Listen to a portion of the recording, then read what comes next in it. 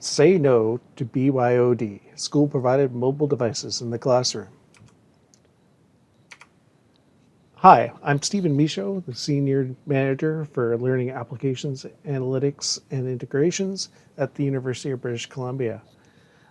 I've had 14 years of EdTech experience with WebCT, Blackboard, Pearson, and Desire to Learn.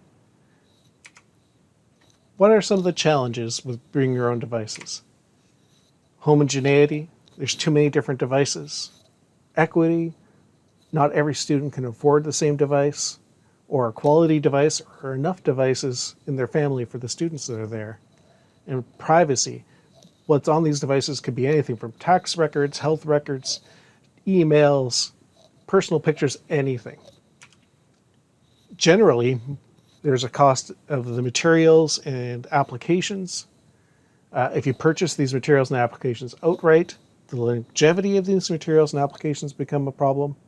And school infrastructure, though current Wi-Fi technology has gotten to the point where it's cheap and expensive enough that this isn't as big of a problem. So what are the options? Today, you have Chromebooks, tablets. These are available, somewhat easy to use, but they're also expensive and designed for home use and have the security and privacy issues inherent in them. In the future, I'm inspired by the classic Ender's Game by Orson Scott Card, where they have a purpose-built device called a desk with little to no storage. It's all about cloud computing. They have extensive teacher controls that allow them to view, monitor, and turn on and off devices and applications remotely. And a purpose-built device would be able to take advantage of new innovations like rollable screens and transparent screens that would allow for AR experiences. Cloud computing is here.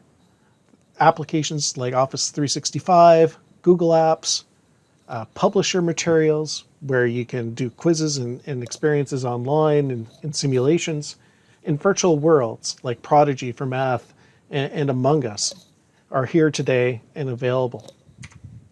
Some of the opportunities and drawbacks, there's the virtual opportunities. Imagine taking a tour of the Louvre in your gym, personalized learning, having students go at their pace, but having teachers be able to interact with this personal learning and personalized learning, and expanded digital literacy, making digital literacy equal to all.